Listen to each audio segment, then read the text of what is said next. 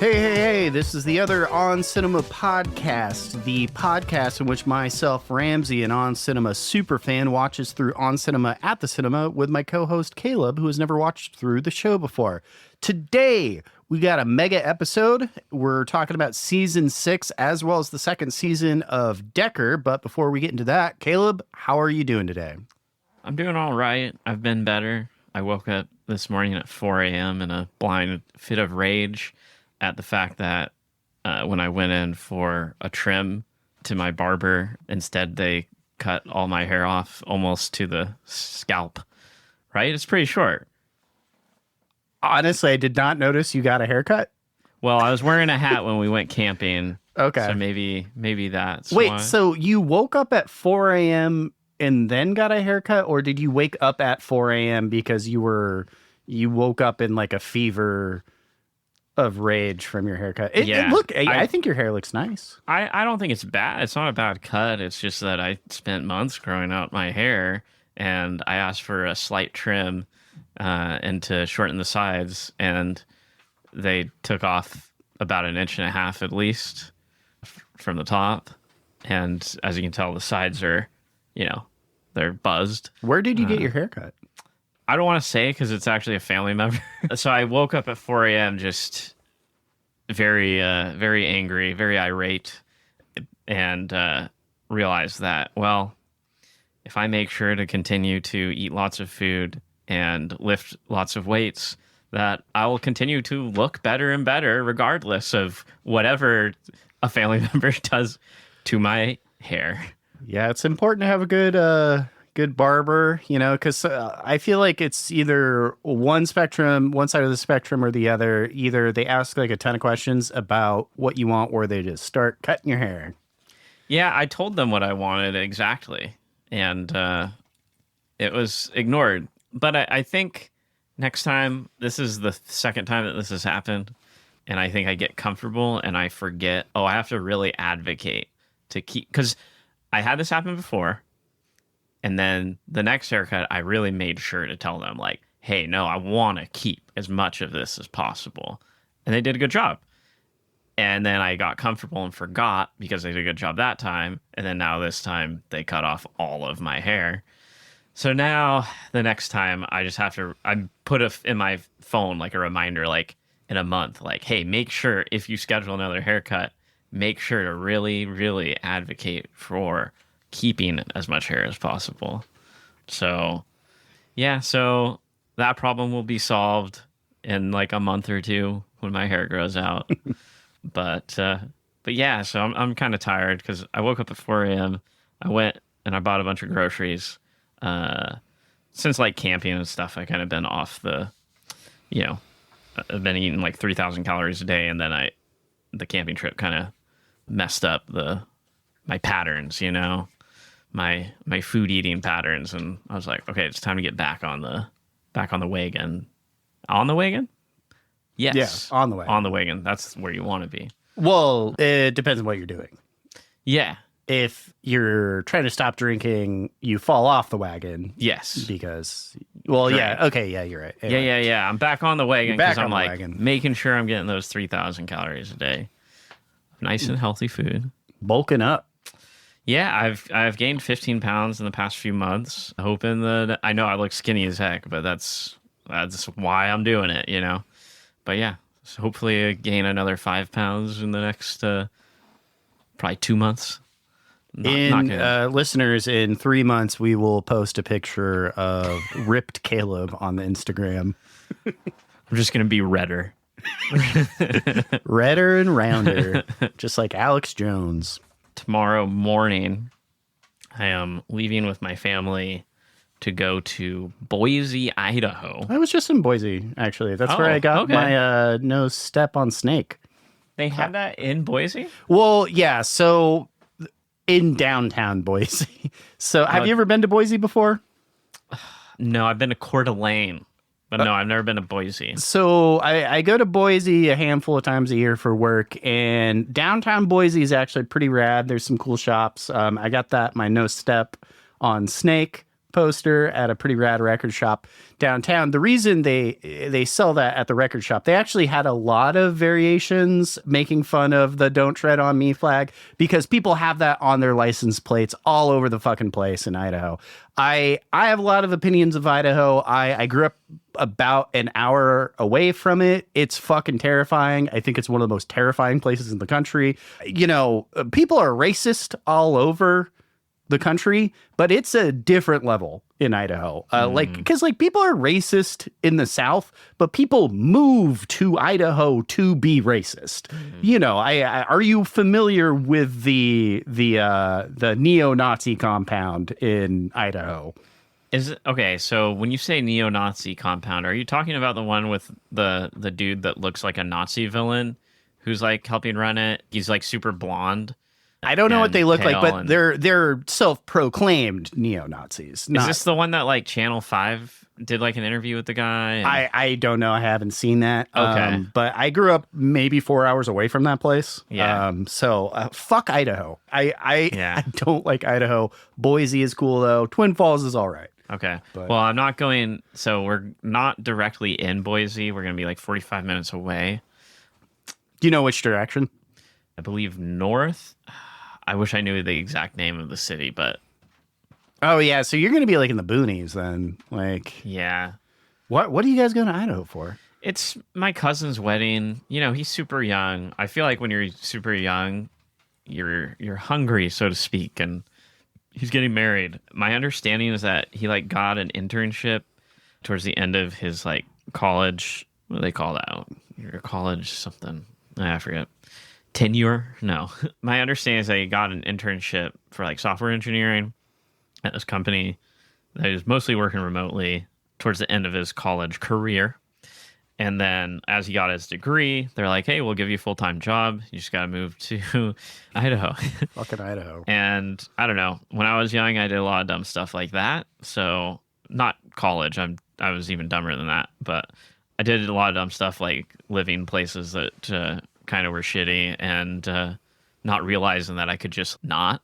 And so I understand him doing that because he's getting his career started and stuff. But rural Idaho is a choice. Yeah, I don't know if I would ever do that. I had so many friends that moved from Spokane. I mean, yeah, I'm from Spokane. Yeah. I have so many friends that moved from Spokane. They're like, I would never live there. And yeah, because we all grew up right next to Idaho and Yeah. understand how fucking awful it is over there. Yeah, no, it's a strange place. I mean, obviously, I'm generalizing. You know, there's cool pockets of it. If you get a chance, go check out downtown Boise. It's pretty rad. But yeah, Idaho is the type of place. Here's the best way I can describe it. I grew up about an hour away from Idaho, and I was getting brunch in like this podunk fuck town in Idaho with my friend who lived out in the boonies. And there was several old guys there brandishing pistols like on their hips at brunch, and here's the thing. I have nothing against gun ownership. Like I'm actually pretty pro gun ownership. I don't even care if you have a gun on you out in public. It's the way that they were aggressively brandishing it to make sure you know that they have a gun, which is just like, yeah, you're a certain type of crazy if you're doing that, because you're eliciting, you're just putting out aggression. There's something wrong with you if you're doing that, because, you know, you're trying to start some shit. And Yeah. I don't want to hang out with you if you're doing that. That's all I'm saying. Yeah, I mean, because I would just turn around and leave and tell whoever I was meeting up with, yeah, let's go somewhere else. I mean, I'm used to, it's not the first time I have seen stuff like that. So I'm just like, oh, okay, we're at one of these fucking places. All right. And the food sucked too, you know. I'm shocked. Yeah, no, I don't mess around with guns. If sometimes there's people that just have them, that they're concealed carry or whatever, and it's like no big deal. But then, yeah, there's people that are like, they're LARPing, but with real guns, and it's and those people are scary. They scare me, and it's like I know that there's very little chance that they would actually, for any reason, pull one out. But on the chance that they do, I'm not going to be there. Yeah, most of the people I know who own guns, I understand why I don't personally, but they're pretty responsible with it. They don't like fucking make that their identity. Yeah. Anyway, fuck Idaho. This is the On Cinema podcast where we talk about Idaho. Anyway, let's get into season 6 of On Cinema at the Cinema. So we start off with episode 1, as we noted at the end of last season. Tim has left the show. So now Greg is in charge of the show and he is hosting it with himself. Yes, a la Videodrome. What makes you say a la Videodrome? Because he pre-recorded the footage to play back. It's been a while since I've seen Videodrome. It's been a while since I've seen Videodrome, but in Videodrome, I'd have to watch it again as an older person to like get it more. But my interpretation of Videodrome, which may be completely incorrect, is that basically the main like leader CEO of the company that produced the actual like Videodrome concept, that he basically, before he died, pre-recorded a bunch of footage on VHS tapes that then could be played for various events that were foretold through means that I don't understand based on my like 20-year-old interpretation of the movie. But yeah, basically you have like a bunch of prescient pre-recorded tapes of this guy that get played in this like natural kind of way. So are you suggesting that Greg pre-recorded this tape before Tim left the show? Ooh. No, I don't think so. Saying, but that's something I could see Greg It's very aesthetically and at a basic level mechanically Videodrome. Especially when it's a shitty old TV, and when he presses pause, there's a hell of scan lines. It looks very grimy and I have to know, I don't know if you noticed this, but the TV was sitting very precariously on top a cardboard box of VHS tapes, which he could have just put in the chair, but he chose to do that. Did you notice that it was a box of VHS tapes? No, yeah. I didn't notice that. You can kind of see it from like one of the angles. Oh, okay. But yeah, the audio is super out of sync with Greg talking. I was actually surprised by how well again, it's not that well in sync, but I was surprised by how well it actually did work. Until, of course, it gets out of sync with the entire movie that they're talking about, which that was obviously inevitable. Yeah. And then let's see. I didn't really take any notes on what movies he reviewed, but we get Mark doing a new segment called Golden Age Comedies, where he's back at his W.C. Fields character, and he calls the segment Golden Classics of Comedies, despite Greg calling it Golden Age Comedies. And, I thought he was going to be reviewing an old-timey comedy, but no, it's just a popcorn classic. It's a shitty 90s movie. Yeah. I think, what was it called? Home Fries or something like that? It was something like that. Several layers of weird having W.C. Fields be the one to recommend this 90s VHS tape. So Greg re-reviewed Jupiter Ascending. Did they do that last? Yes. Okay. I don't recall that. So when we recorded last episode, I had watched season 5 like 2 weeks before that. So there was like some gaps in my memory there. Because they reviewed Jupiter Ascending previously. I don't have my old notes with me, but I believe that Greg was not happy with the quality of the review, and so redid it when it was just him running the show. Okay. Yeah. That's very Greg. Very Greg's pronunciation of Antonio Banderas, which I'm not going to try to imitate here, but reminds me very much of Peggy in King of the Hill whenever she speaks Spanish. Banderas. Yeah. Just a bad accent. All right, so getting to episode 2. So Tim is already back because he just could not stand Greg taking control of the show. But also, he got out of Jackson Hole because he got mixed up with some people out there who, as he says, were part of the KKK. Yeah. Which, as awful as Tim is, he does have some lines. Exactly. He doesn't fuck with the KKK, so I'll give him exactly one kudos for that. Yes, but he's awful enough to fall into that crowd without realizing it. Tim he does tell us that he's proud of himself for making these hard choices and that he wants to salute himself, and then compares himself to Jesus for making this choice. Yes, he does. Is it this part where there's images of Jesus being played, or the? I assume so. I can't remember. Okay. But yeah, before they get to the movies, Tim announces Decker season 2. Yeah. Which this is going to be a very Decker. I think this is the most Decker centric season we get. Hot Shots is dead, and he hates motorcycles. Yeah, probably because he associates them with the KKK now. And also maybe like trying to attack that old lady and falling down and going blind. But yeah, we get a review of 50 Shades of Grey, which Tim just says is basically a porno, and he gives it 5 bags of popcorn and 4 cold glasses of soda to put between my legs to calm down, which I thought was the grossest way to describe being horny. It reminds me of like taking a cold shower, Yeah, weird ways to describe being horny without saying the words. Yep. So yeah, they review the Kingsman, which both Tim and Greg are insisting is ripping off Decker. And this is going to be a reoccurring thing where anytime they review like anything spy adjacent, they're like, Hollywood's ripping off Decker. Well, Kingsman. I just want to say before we move forward, just that Tim did mention that he has a guru. I don't know if you noticed that. Well, is it values.com? I think he mentions that later on, or maybe even this episode. But is that his guru? I'm assuming so. Okay. Because he doesn't mention a specific person. I visited values.com. Oh, you did? Is it a real website? Yeah, I think that it might be subverted at this point. It might be taken over by a different company. I did not hop on the way back machine to check it out. Maybe I will for next episode. But just getting through this season was enough. Work. It was enough effort. A lot of content. Lots of content. Say. Oh, I should just say we're not going to do Oscar Special 3 as part of this episode, even though it happens, I believe, after episode 3.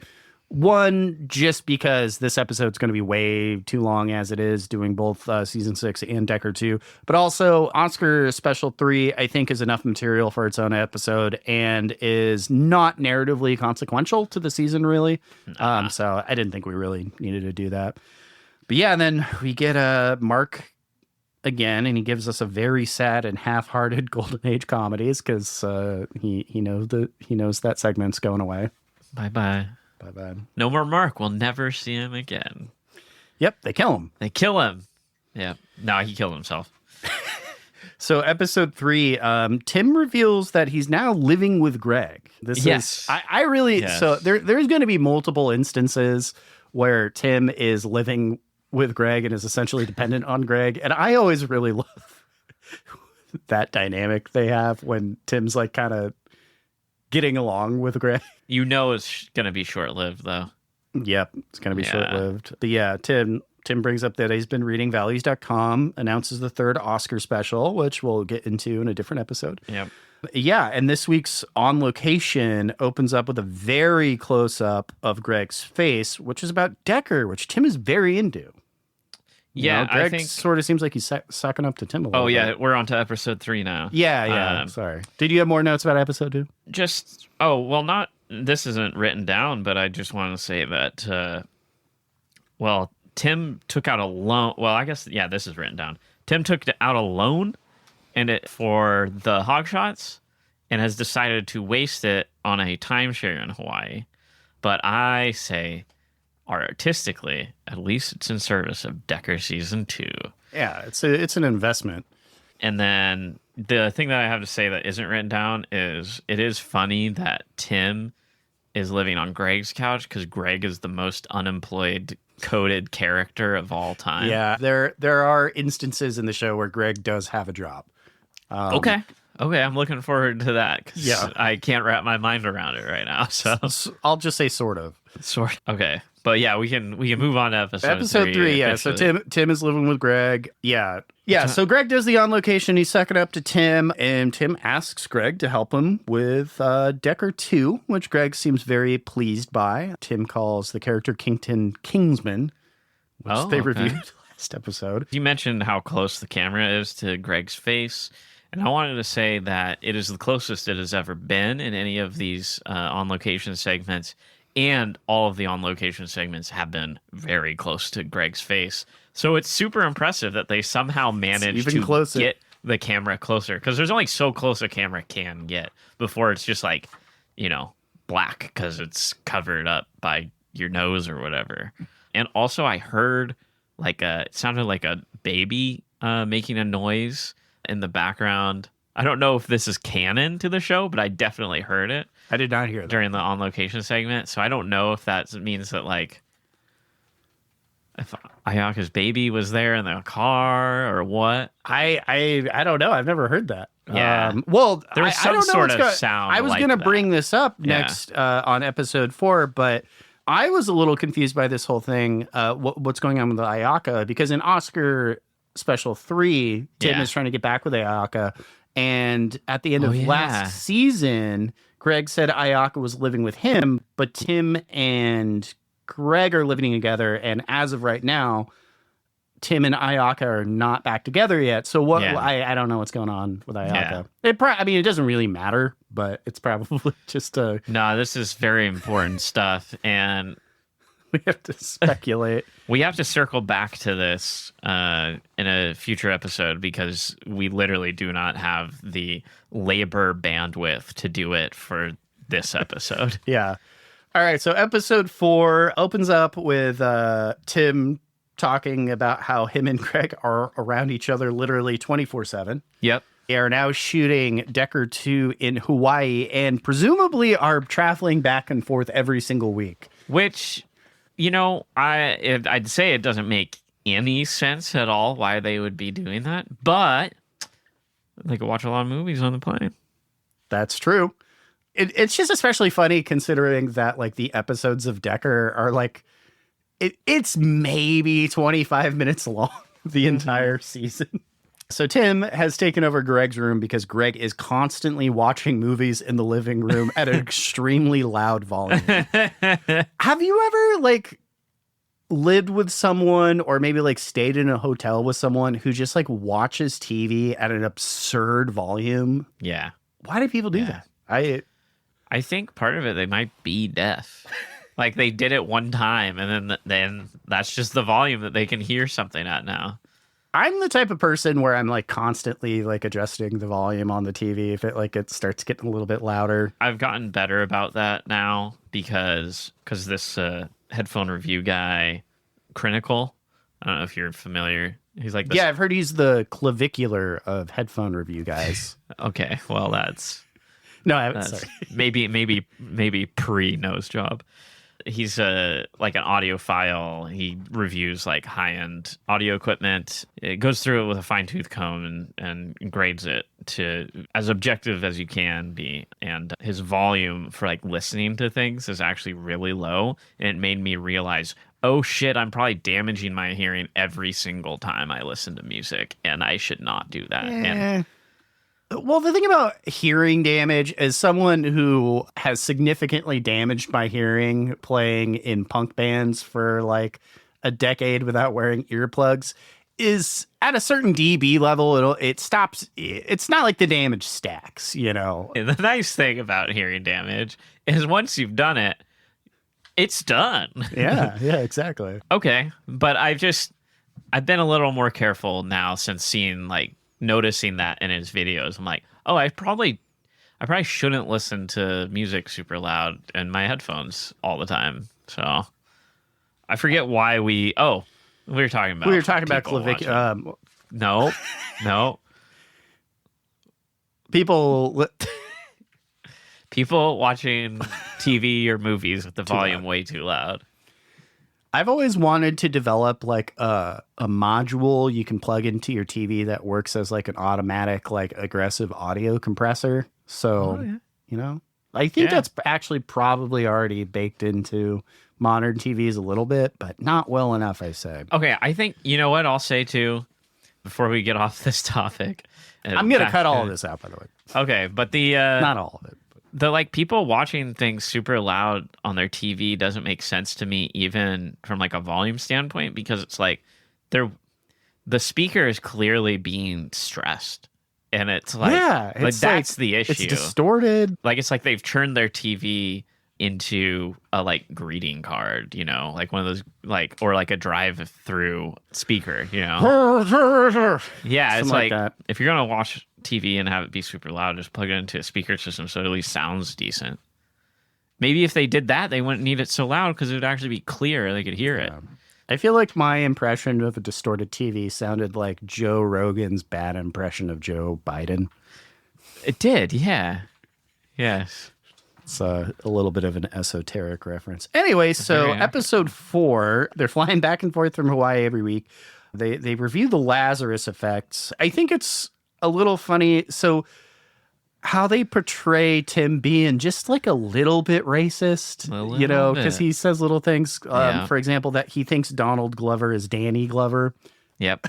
Yeah. Even though those two people look completely different. Yeah. For a variety of reasons. Yes. Face-wise, age-wise. I mean, maybe it's not racism. I think he just didn't see the movie because he was too busy. That's always a possibility with Tim. And he's bad with names, so he sees Donald Glover. He's like, oh, this must be a typo. It's Danny Glover. I'm just going to say at a certain point in the show, Tim just stopped seeing them, like pretending to have seen any of the movies. Oh, speaking of racism, too, I looked up what Sam Hyde was up to recently. It's just racism. Oh, okay. So he's still on it? He's still on it? Yeah, it was just like the most like anti-black racist shit I've ever seen in my life. It was crazy. I was shocked by how just explicitly there's no like jokes. It's just racism. I was just like, what the hell happened to this guy? For listeners who, for some reason, are coming on this episode specifically, go back to last episode to hear our comments about Sam Hyde being a racist piece of shit. Yep. You know what, Sam? If you're listening, come on the pod. We'll have you here. I don't fucking want that guy. What? No way. No, it'll be awesome. We'll trap him in here with Goliath. I'll give Goliath like a lot of dairy before he comes on, so he gets, you know, his atomic farts. This is a mutually assured destruction of all parties involved. Tim apologizes to Ayaka because he's been reading values.com.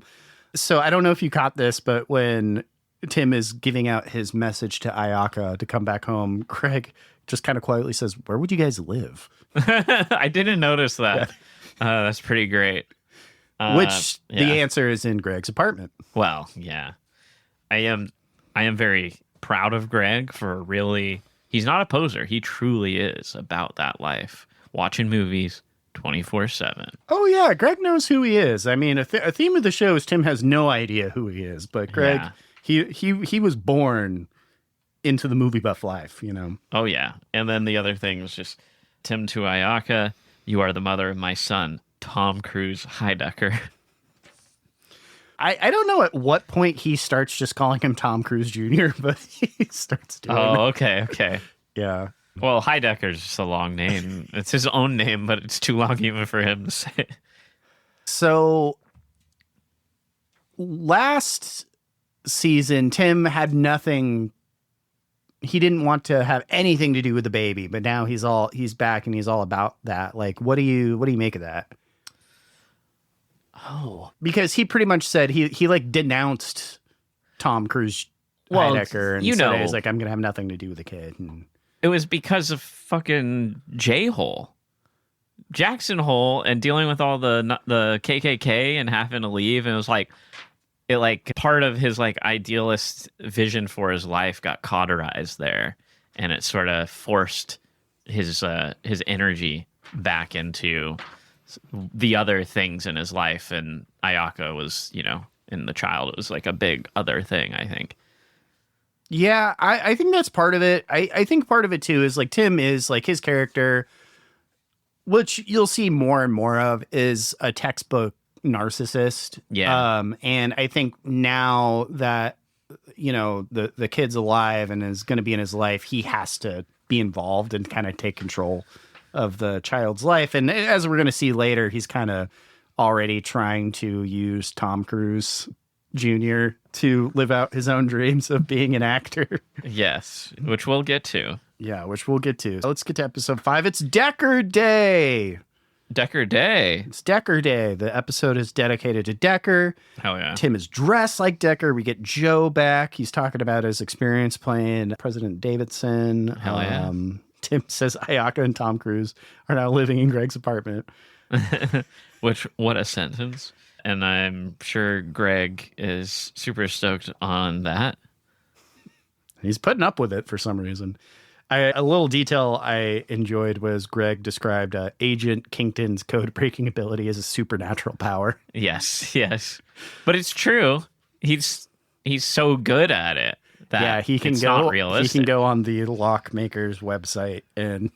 I mean, you can tell Greg is definitely the type of person. He's like a lobster or a frog being slow boiled, where it's like if things can just kind of happen to Greg, and it's not the most active person to stand up for himself. Like, he just kind of passively lets other people, which we'll see at the end of this season. Yeah, we'll get into that. But yeah, getting into the movie reviews, they're reviewing Chappie. Tim calls Hugh Jackman Huge Jackman, which I've said every time someone said Hugh Jackman, but I think that he said it before I started saying it. So, but I never watched this show. But great minds sometimes say the same name incorrectly. Yep. Yeah, so they're reviewing Chappie. And Greg describes Chappie as the darker side of Alien because Sigourney Weaver is in it. Tim looks very confused by this. Yes. Well, I mean, Alien, dark is synonymous with Alien, I feel. I've never seen Chappie, but it's not like a particularly... It sort of seems like an action-adventure romp, if I'm not mistaken. Well, I know that at some point, I've seen the clip where I think it's Chappie beats up Huge Jackman, and that's pretty brutal. A robot just beating up a dude.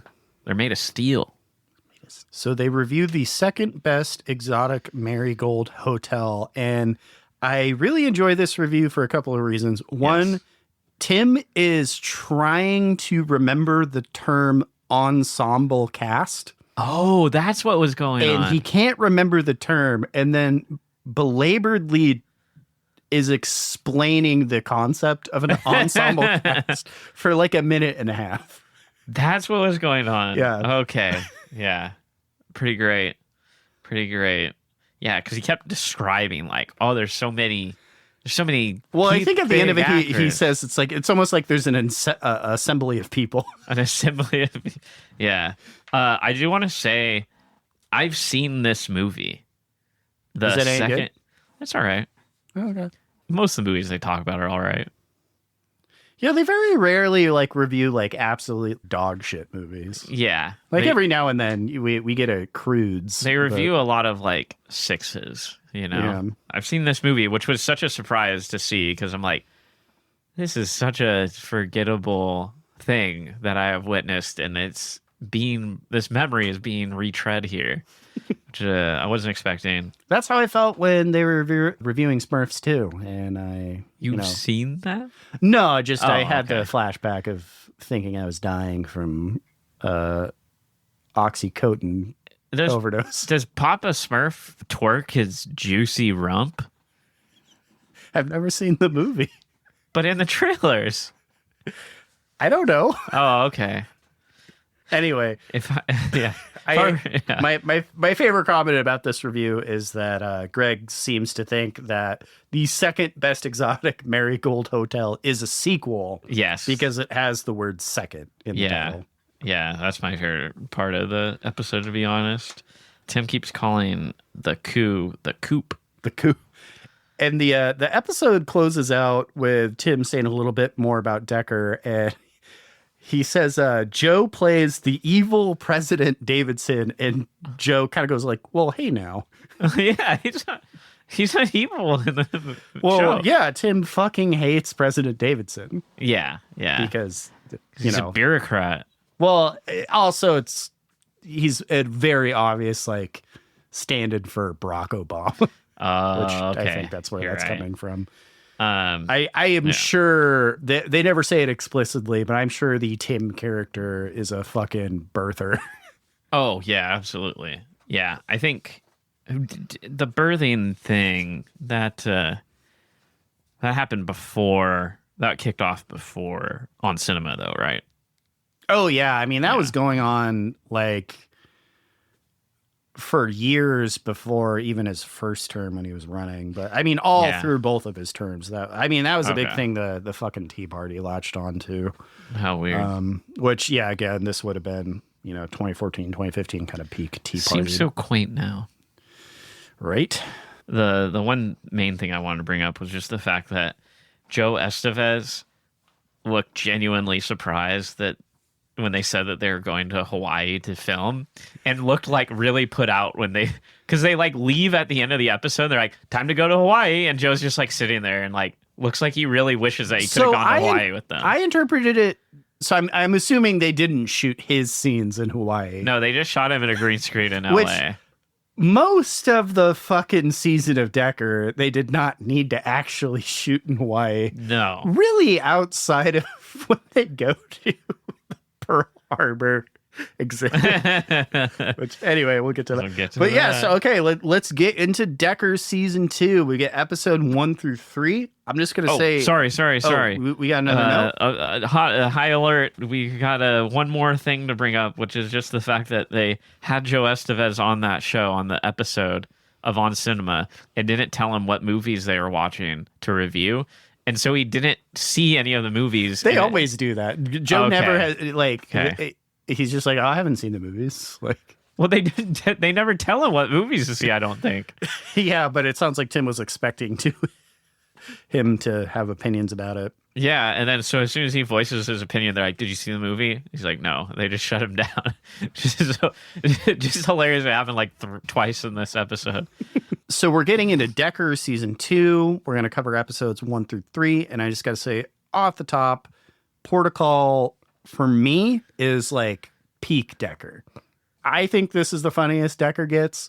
The Adult Swim Decker is funny, but they up the production values a little bit more, and just they really perfected the level of like shitty production values and like bad acting. I was genuinely super impressed by how flamboyantly shitty it was. This is actually a lot of work to make something. Yeah, it's this not like aggressively shitty. and I have some notes about that. It's not easy to make something intentionally bad, Yeah. like that comes off naturally. It was like avant-garde. Yeah, Like, it because was- this, like, what I love about it is like this actually feels like the Tim character made it with whatever budget he had, with how cheap it is. Tim isn't a good filmmaker, but he's like competent enough to shoot footage and have really bad special effects. You have to have like a knowledge of bad filmmaking to do some of the subtle details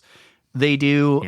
Something I noticed was, instead of like getting different camera angles of people's faces, they'll just like slightly twist like in the like whatever editing program the angle of the footage to make it look like they're getting like a down shot. And like that's just I think that's a really like clever detail. It's so like saturated with, it's like every little layer that can be fucked up or could have, we didn't get that footage, we've got to create it somehow.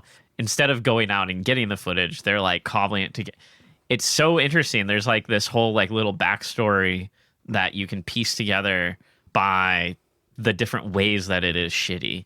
And it's just, I was blown away. I was really, really impressed. It's like you can have this where people that actually do know how to make film are then making the shittiest and most creatively shitty thing they possibly can.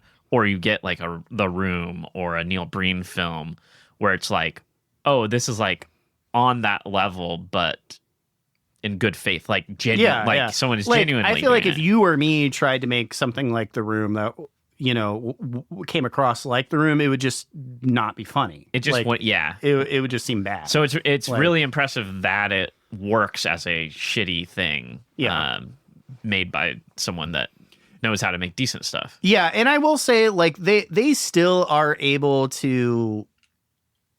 Like the Adult Swim seasons of Decker are still funny, but it does lack a little bit of that juice. Yeah, in that juice regard. was everywhere, and I love that. Juice sprayed all over that. Sprayed all over in ways that I was not expecting. I don't even know if it's this, but just like the fact that like their background plate for the Oval Office has Obama in it. They could have just they could have photoshopped him away. I could have done do that a couple of times, like just to go forward a little bit when they reveal that Abdul is alive. Like instead of just using a photo of the park they were in blank, they use footage that they already used that has Abdul in the background. Yeah. That Mark's head is like barely covering. Yeah. And yeah, they do the same thing with the Obama shots where it's not like they make it like super obvious that Obama's in the background. It's just that he just peeks in a little bit. Yeah, great choice. The first few episodes of season 2 I watched in sequence on the actual like original hosting on like Adult Swim. And so the first episode of season 2 is in 60 FPS and you only see it for like a second when like the camera zooms in on Tim at the very beginning of the episode. I have no fucking idea. Why is it 60 FPS? Is it so they can do a bunch of random weird frame rates of cobbled together footage from like different cameras or speed things up and have it look even shittier and weirder? Or is Tim Heidecker inspired by Peter Jackson and his frame rate choices? I think that's probably one. But yeah, so the first episode, the first thing we see is a shot of Decker's back, and we see that Decker has his own name tattooed across his shoulder blade, as well as like a tramp stamp on his lower back. Now, he mentioned he got a tattoo last season with the bikers that he was hanging out with. I'm wondering if that tramp stamp is that tattoo. Oh, yeah. Like they were playing a prank on him, maybe. So a big shift we see in Decker from last season to this one is, so before Tim was able to read his lines, he just couldn't remember his lines. He's now having trouble saying words, just completely. Well, we'll get to it to later. The point where it's hard to understand what he's even saying. Yeah, and there's a scene where he's spewing exposition to the bar owner, his best friend, Lenoy Arnold. My oldest and closest friend, Lenoy Arnold, who's my closest and oldest friend. And it comes off like, I'm saying this as someone who's been inpatient at mental health facilities. It comes off like that actor is like a counselor at a mental health facility and like listening and like fielding the manic spewings of, a patient at a mental health facility. It's like he's really having trouble getting the words to come out right, and everything he's saying sounds insane. We get into the second episode. We get a recap of the first episode, which barely anything had happened in the first episode. It was just him rolling around on the beach and then berating like a little kid 2 feet deep into the water. Yeah. But yeah, he goes and visits Lenoy Arnold, who is his closest and oldest friend. And I mean, to go back on what we were talking about of just like the talent they're showing for bad filmmaking, I really got to shout out whoever's playing Lenoy Arnold, because he really nails being a shitty actor in a very understated way. Because like obviously like Greg doing Kingston is not good. Tim is obviously not good, because he's just being so over the top with his inability to say words, because he's trying so hard to seem cool, I think is the issue. But yeah, the guy who plays Lenoy he seems like he doesn't want to be there. Yeah. And he also seems really frustrated every time he messes up a line. Because he kind of like shakes his head and winces every time he messes up a line. And yeah, he seems like he's not having fun. He doesn't want to be there. Yeah. And it's great. I think he's really, for me, he's kind of the highlight. I wrote Protocol. too that like, he comes off across to me like just a normal person who like Tim found and was like, hey, you're a big Hawaiian dude. He's I like, need a big Hawaiian I'll give you dude. $100 to do this. Exactly. He agrees and then is like, oh, fuck, this is going to take so much more time than I thought it was going to be. Yep. And I have to deal with this crazy asshole. And like, I don't really, I've never done this before. And now I'm having to get through these lines and stuff. It like really just, is that an actor?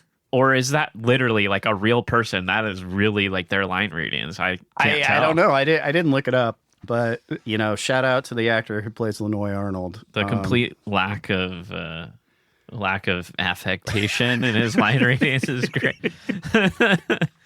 Then we get one of my favorite things of the entire series is Our Values Are Under Attack. Yeah. I sing this all the time. I think this is a legitimately catchy ass song. Yeah. Despite the horrible lyrics. It's well produced. I went to Sasquatch back in like 2017. For those who don't know what Sasquatch was, it was a big music festival in the Pacific Northwest. It was sort of like Coachella, but in Washington. Wait, is it not a thing anymore? Oh, no, they stopped doing it before the pandemic even. It went out of business. But Tim Heidecker's band was playing the year I went, and I was seeing another band. I realized, oh, shit, I got to go catch Tim's band. And I was walking over to the other stage, and as I'm walking over, they start playing Our Values Are Under Attack, and I hear it across the fields, and it was a really beautiful moment. I got to meet Tim very, very briefly after the show. Aww. I've very briefly spoken to Tim Heidecker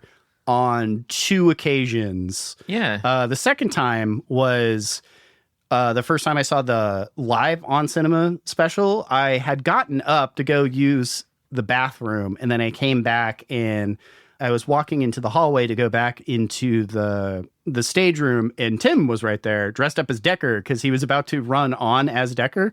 And I went, oh, hey, you're Tim Heidecker. And he just went, yeah, I am. And then he ran onto stage. Hell yeah. Yeah. One of my favorite bands is Arch Echo. I don't know if you're familiar with them. Nah, not familiar. They're a crazy prog band. And I went to see them, and they're at their merch booth at some point, or at least the bass player was. And I just like went up to them and I was like, hey, like, you are one of my favorite bands. And I bought some CDs. I didn't know what to say to them. Yeah, because you don't want to be lame. Yeah, but also or it's annoying. like, but I want to be best friends with you. With you. Please give me a lock of your hair. But yeah, Our Values Are Under Attack. For some context, he's singing this song because Lenoy asks him if he still sings, and he decides to do some karaoke, which is aptly titled a Marioke on the television screen. Don't know if you noticed that. But yeah, everything is so great about this sequence. The song, my favorite lyric of the song, because it makes no goddamn sense, is, if you fly a flag on Christmas Day, they'll put you in jail. Well, yeah, that's a war on American Christmas. Ah, na, na, na, na, na, na. The crowd starts clapping along, very offbeat at different BPMs throughout the thing. Yeah. So, and again, that's one of those instances where it's like, it's so shitty that you would have to know how to make it. Because, like, normally, if someone were to do that and mess it up, it would just be off time. But that's not what's happening there.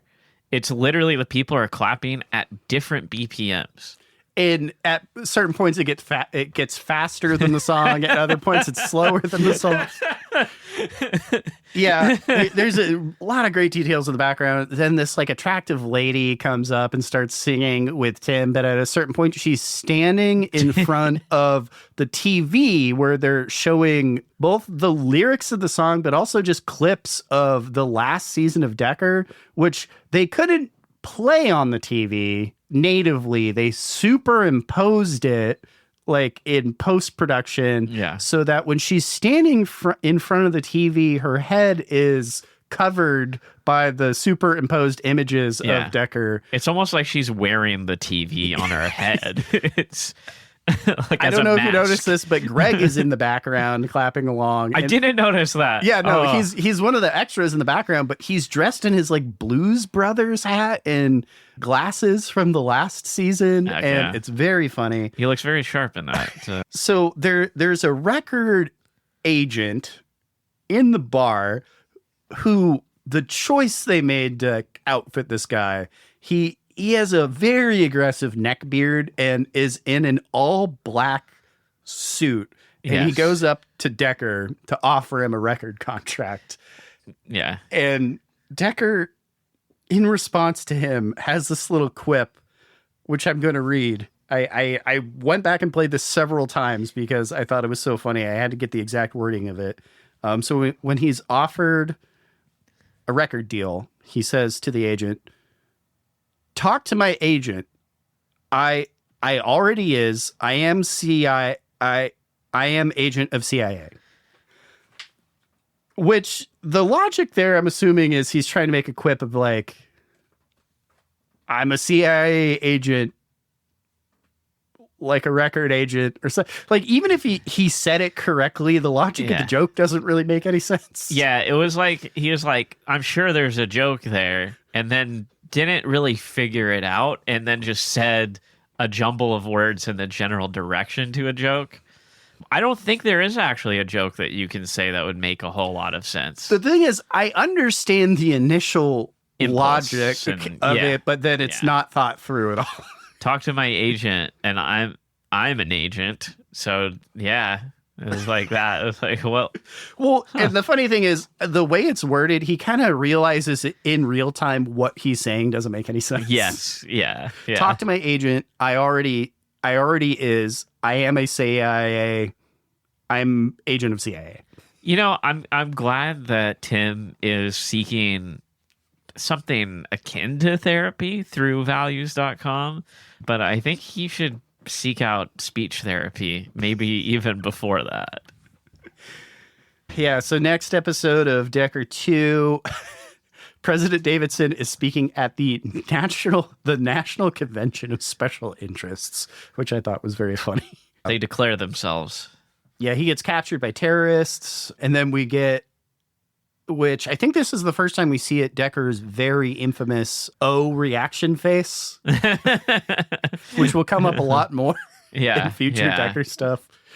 And then he says, "It's like Pearl Harbor 2.0 all over again." Yeah, I wrote that down too. Pretty great.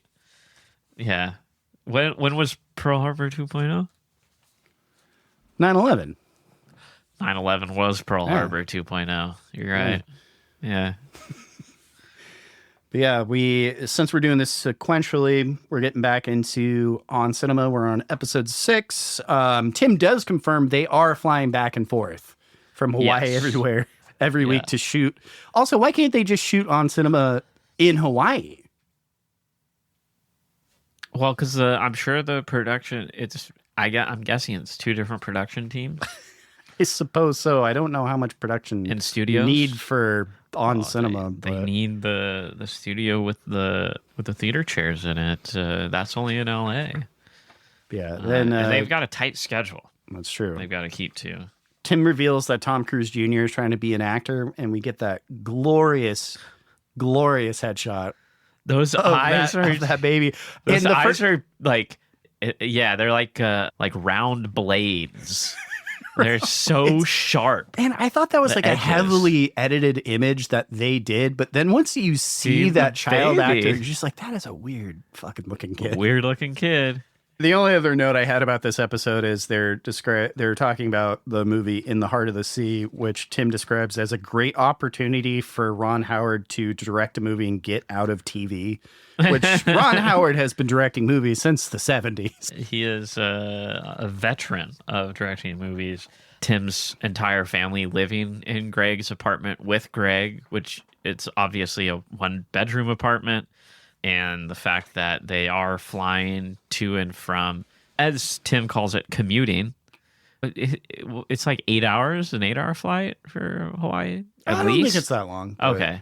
I think it's only a couple of hours. But Well, from LA to okay. Flying, I don't think you can call commuting unless you're on a private jet. I mean, it's at least 8 hours, like between getting to the airport and going to security and all that. Because of that, Greg is tired as fuck and looks tired as fuck. And then the other thing is, I'm very much paraphrasing Greg, because they were talking about how American Graffiti inspired Happy Days, and it seems like Greg just seems to think watching TV instead of movies in general is a waste of time. Greg also says you can feel the root of Star Wars in American Graffiti, referencing how he thinks that George Lucas was inspired to make Star Wars from making American Graffiti. And also Tim is trying to rush through the episode because he just wants to get to Hawaii to film more Decker. I mean, at this point, he doesn't care about On Cinema anymore. No, he could not give less of a rat's ass. And also, like, Greg is the one who really cares about On Cinema, because it's literally all he cares about. The movies, yeah, exactly. So when we get back to Decker for some reason thinks Kington is a terrorist because he is also on Hawaii, which he learned from Lanoy for some reason. But in the span of less than a minute, he says Kington's name more than 5 times and mispronounces it in more than 4 different ways. He says Clinkton, Kingston, Clinkston, and Kingsland. Huh. Kingsland. Yeah. Also, I don't know if you noticed this, but every time they show what time it is, it always says 500 hours. I didn't. Which is 5 in the morning. That is 5 in the morning. In these 5 episodes, between the recaps of the episodes and the actual episodes, about 70% of the runtime is just him driving in his Dodge Charger or on a jet ski. Oh, yeah. Yeah. He meets up with Kington, who reveals he's in Hawaii because he goes to Hawaii every year on vacation there specifically to dub backups of his VHS collection. Which, what does that mean? Is he dubbing? Like he's talking over the thing? Or? No, dubbing means to re-record something. He's copying the videotapes onto blank copies. Okay. Yeah, which Greg likes to do. The Greg character, which of course Kington also likes to do. Kington buys a bugged tape because he buys, well, it's given to him for free by a lady who is obviously one of the terrorists because she's in a full shawl. Yeah. She says, no film buff can resist polarizer. And I'm curious if it's the same lady that showed up at the bar earlier. Probably. Just, yeah. I'm just trying to figure out the lore of the making of Decker. They go back to Lanoy's bar for no apparent reason. It doesn't move the plot forward. Decker says, I have to go take a shit. I had too many eggs for breakfast. Which it's just so funny because like Tim is like so obviously trying to like seem super cool as Decker, but and then I forget the context. Somehow Greg or Kington brought up 500 days and 500 or 500 movies in 500 days. So yeah. Kington, the character of Kington is quickly blurring between the actor playing him. Yeah, and Lanoy seems very bored and annoyed when he brings this up. So now we're on episode 7 on Cinema, and we've got little Tom Cruise Jr. and Ayaka on the show, and Tom Cruise Jr. is screaming and crying the entire time and has globs of snot dripping from his nose. Yeah, so that's just a real, infant child crying its head off. So I listened to an interview with the director of On Cinema, and this actually came up. So basically, the actual child actor was like very sick, and they were like, "Hey, we can reschedule." And the mom was like, "No, we can do it." I believe Tom Cruise, all of the footage of Tom Cruise is shot in like one day. Okay. So every time Tom Cruise is on screen, he's just like crying and screaming. I mean, it's hilarious. Yeah. Yeah. It's great footage. Not going to deny that. I apologize to the child actor. I have no idea what you look like now, but you are a very strange looking toddler. Very strange looking toddler. Probably looks fine, normal now. What that was like 10 years ago, so they're still they're still a child. Yeah. They're not smoking or fighting in wars. I don't know what that kid's like. Life is like. I mean, they might be smoking. And Tim is very Decker brained. I forget what movie they're talking about. Both movies they seem to think are reminiscent of Decker, both Tim and Greg. Yes, very Decker-like. And I also have to note, Tim and Greg both seem extraordinarily annoyed at Tom Cruise Jr. crying. Yeah. Greg accidentally reveals a detail about the end of Decker season 2 in which Decker becomes the president, which Tim gets really mad at and says he has to rewrite the end of Decker. Oh, okay. Which is maybe why he burns all of his tapes. Oh my gosh. Yeah, because he's mad at Greg. Wow, I didn't think about that. But yeah, Tim is so pissed off he needs to leave immediately to fly back to Hawaii because he clearly does not want to be around his wife and child. No. He likes the idea of being like a dad with a wife and a kid and someone who loves him. He likes the idea in his head. But yeah, we get back to episodes of Decker. I know you were watching the supercut of it, but episode 9 was particularly funny to me because there was only about 25 seconds of actual Decker footage because most of it was just recaps of what had already happened. You're right. Yeah. Yeah. Episode 10 is mostly them watching Good Morning Vietnam because they need to get like Viet Cong army tactics. Yeah. But the entire episode is just Tim sitting on the couch looking really bored while Greg is like emphatically watching the movie and just spouting off random movie facts over it. And I also have to note Greg is wearing his butter yellow On Cinema shirt inside out.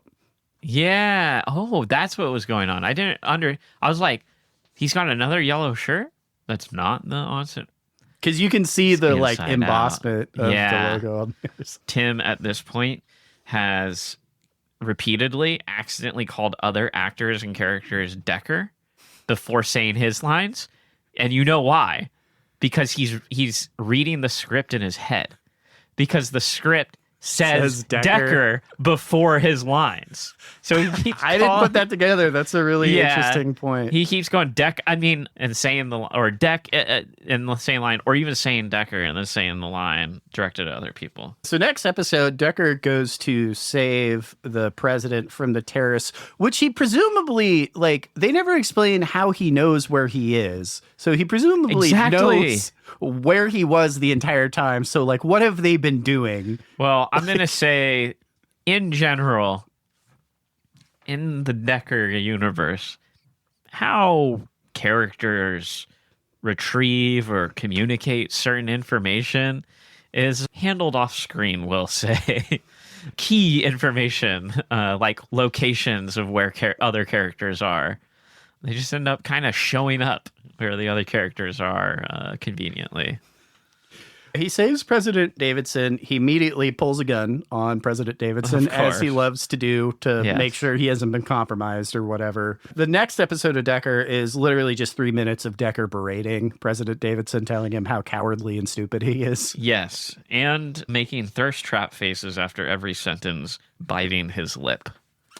Which, it's like because he's trying to look cool. Like imagining like the hands rubbing and like biting the lip and like, oh yeah, baby. After saying every sentence he says, he does that after. Decker reveals that he's made a satellite that he needs to get into the sky. And he says about 5 or 6 variations of the same sentence within a 2-minute time frame, which is, I need to get this in the sky so I have eyes in the sky. Yeah. Which he says, I got to get my eyes in the sky so my eyes are in the sky. Well, he earlier describes the situation as a zero-sum game, which it was not a zero-sum game. I think he just likes these cool phrases. Eyes in the sky. Sounds cool. The more times you say it, the cooler you are. So we're getting back to On Cinema episode 8. It's a pretty short one. Yep. Tim and Greg are just super exhausted because, again, they're flying back and forth to Hawaii every week. They say they haven't seen the movies because they have not had time. Which they wouldn't. Yeah. Why would And Tim mentions that Tom Cruise Jr. is not doing well yeah, what's wrong? health-wise, which I'll just say is a little bit of foreshadowing. Okay. That's all I'll say. All I'll say is I am concerned for Tom Cruise High Decker. As you should be. Okay. I mean, Good. Tim is not equipped to be a parent. No. Neither is Greg, for that fact. No. What is Tim equipped for? Making Decker. That's true. I love Decker. Yeah, we get more Decker episodes. They stop everything to go to the Pearl Harbor exhibit because Greg needs inspiration or something. I did not make this observation myself. The guys over on The Funny pointed this out, but they pointed out that everything Decker does in Port of Call is like a touristy thing. Yes. They go to the Pearl Harbor exhibit. When he's throwing the satellite in the sky, he's going like parasailing. Yeah.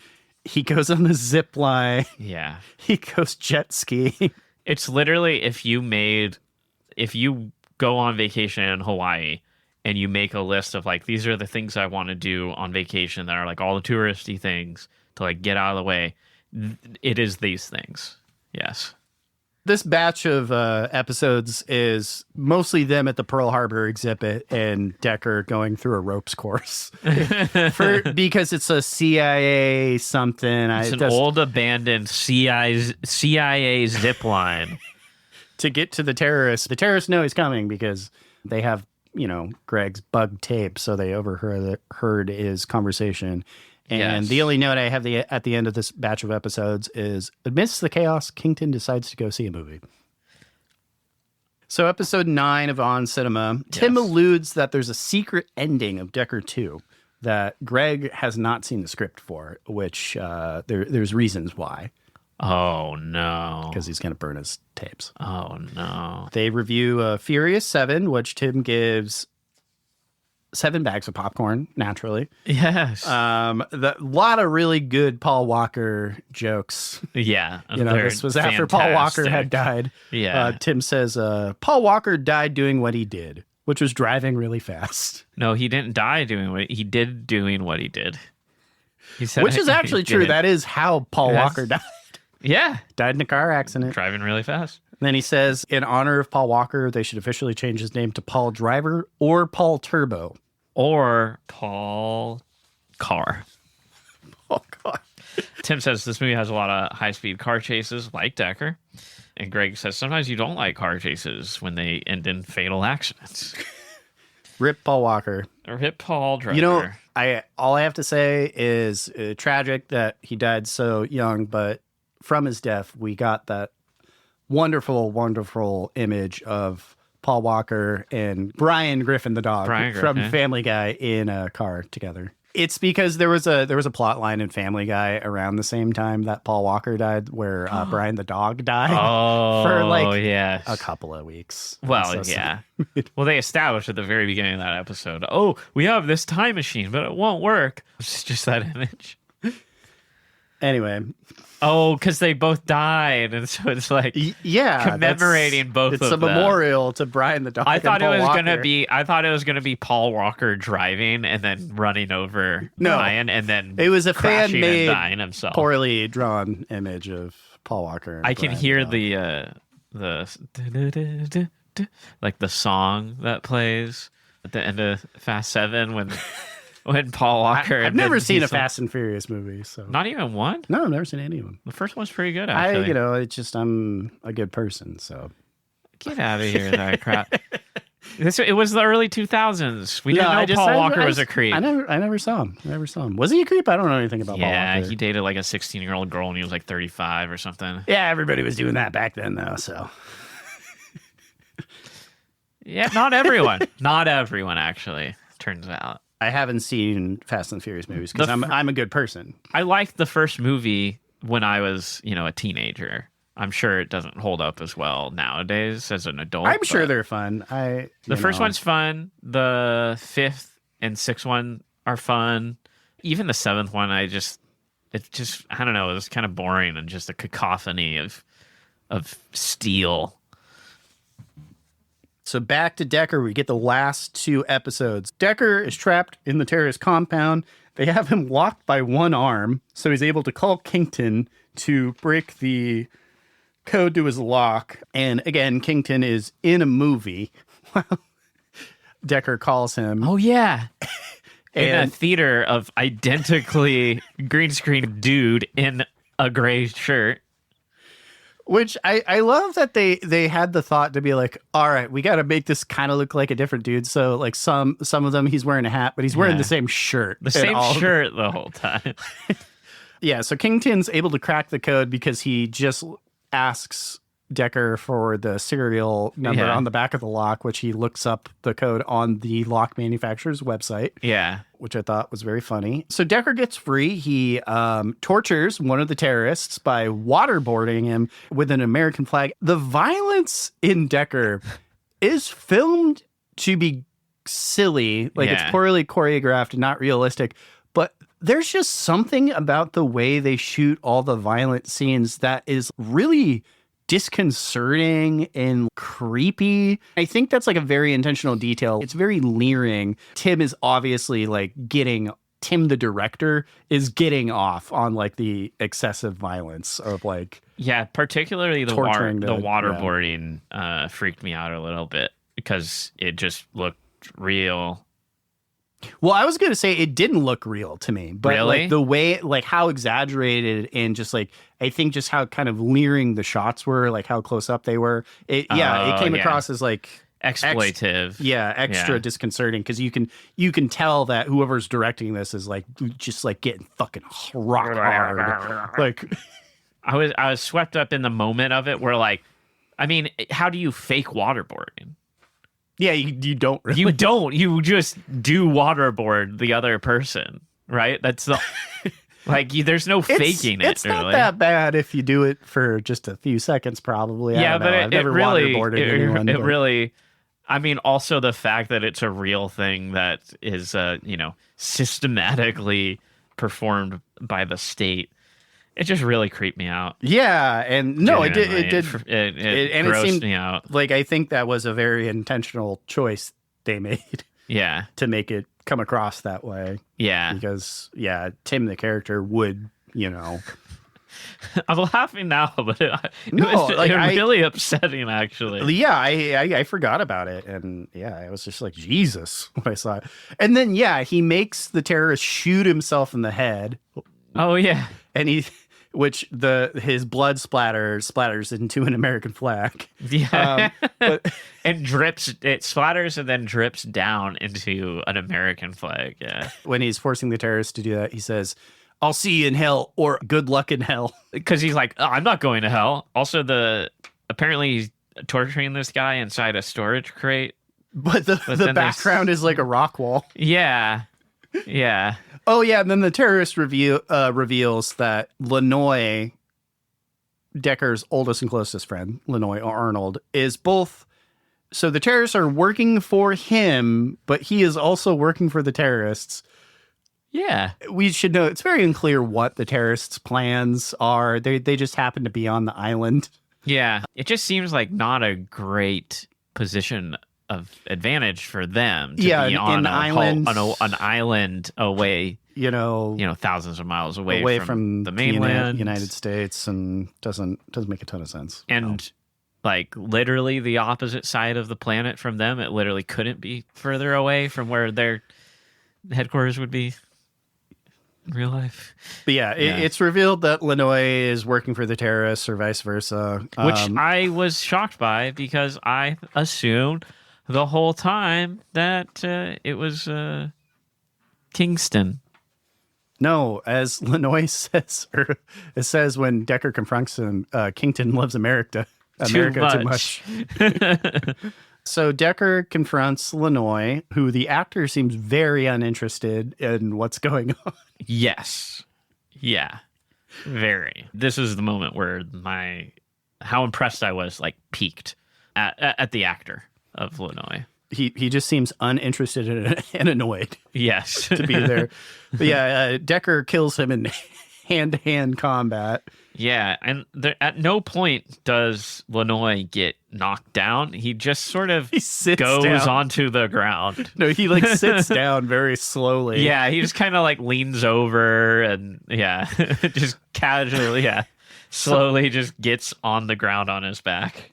And then we get a shot of blood dripping from Lanoy's mouth that pools into a pool of blood that spells out Arnold. It's fucking badass and bold and borderline experimental. But why would it just be his last name? You would want to, if you're going to go that route, like make it something emotional, like betrayer or treason or even like best Rip friend. Lanoy or something. Rip Lanoy. Yeah, something gone but not forgotten. Again, just all of the choices they made are perfectly wrong. Exactly. Yeah. Before he dies, Lanoy reveals that he knew what happened because of Greg's bug tape. So Decker starts burning all of Kingston's tapes as we slowly realize are Greg's actual movie collection. I immediately realized, because where the fuck else are these tapes coming from? And Greg breaks character and says, "What the fuck, Tim?" as he looks distraught and watches Tim burn his tapes one by one. And like Greg is trying to confront Tim, but is like obviously like Greg is afraid of Tim. And this is going to be a reoccurring thing. Tim never actually physically hurts Greg, but Greg is always afraid of Tim being potentially violent towards him. Yeah. And this was like kind of a weird, real moment because Greg Turkington looks like legitimately distraught and you hear him kind of crying as Tim. And like Tim's not just like, he's like slowly burning every tape one by one as he tosses them onto this fire. It's revealed that Abdul's still alive and Decker gets a parade. And he's still in behind the Hollywood sign in Central Park behind the Hollywood sign. And then we get the credits for Decker season 2, which is just a lot of shots of Decker pointing his gun at the camera, and they credit all of the actors that were in the show except for Greg in the credits. My god, I didn't notice that. Yeah. Oh my god, Greg is not anywhere in the credits because I'm looking for things. I'm not looking for things that are missing, so I didn't notice that. That's hilarious. Also, they have a booking promo for his son with that terrifying headshot. Yep. Which that's legendary.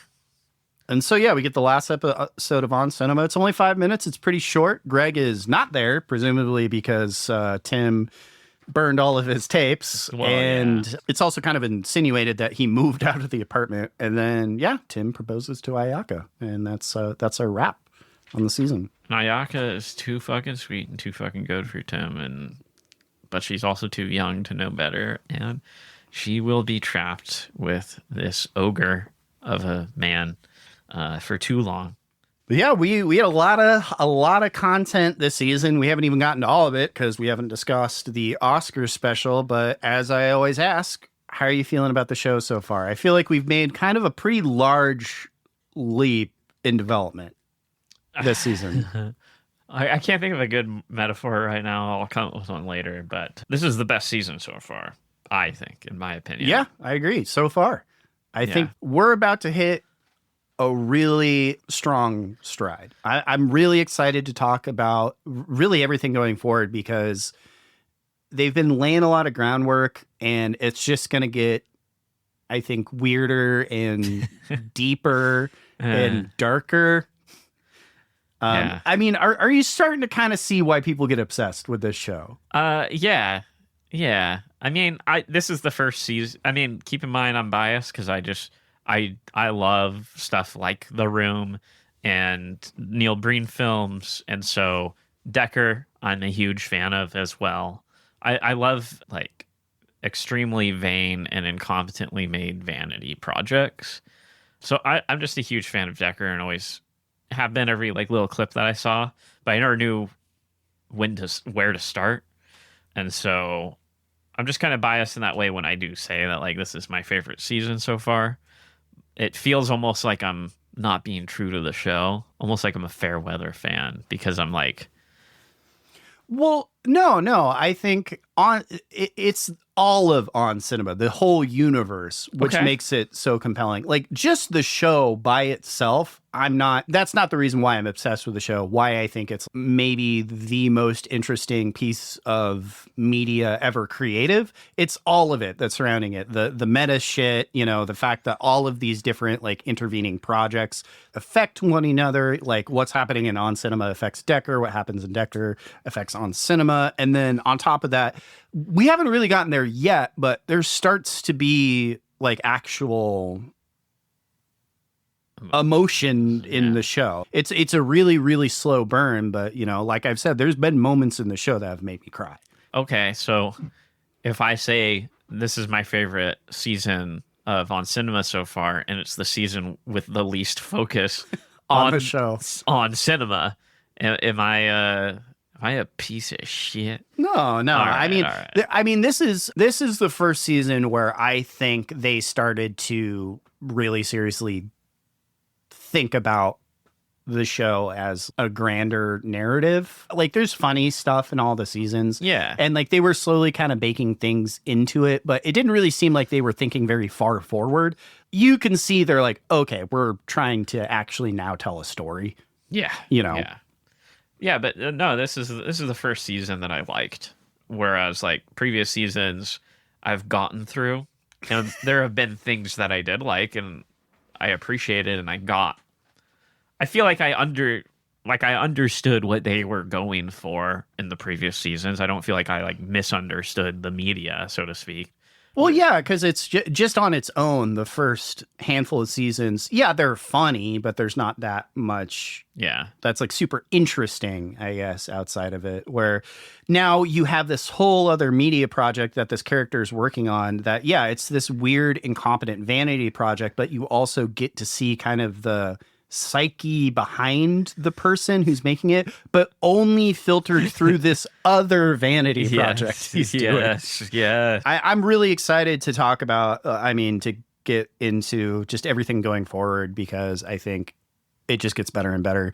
Obviously, I think there's a little bit of some ups and downs here and there, but from here on out, God, I'm so excited to talk about season 7. Season 7's my favorite season. Okay, heck yeah. We're going to do the 3rd annual Oscar special next episode, which I'm also excited to talk about. There's some pretty fucking hilarious things There's in that one. things that I've wanted to talk about because I've seen it. Things that I want to talk about that haven't come up yet. And I'm like, oh, okay, because we got to wait till that next episode.